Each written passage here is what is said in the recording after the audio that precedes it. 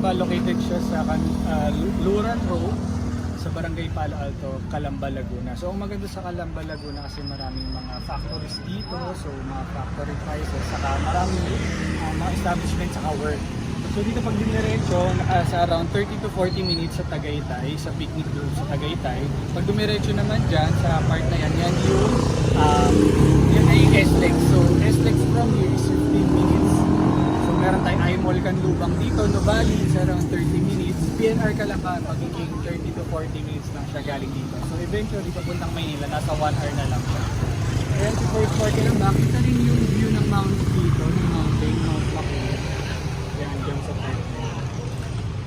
So ayan, Barangay Palo Alto, Calamba, Laguna. Isa to sa mga pinakamura at saka hotcake selling na projects ni First Park. So if taga Laguna kayo, ito yung pinaka-okay galing sa Manila kasi galing siyang SLEX. So, konting entrance lang sa SLEX.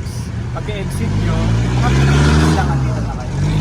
So, ayun lang. Malapit ko sa Nuvali, sa Tagaytay, sa Alabang, also sa southern part ng Luzon. So, ayun. Excited ako doon sa train, sa PNR Calamba kasi malapit lang. So, ayun. Like yung page namin. Bye!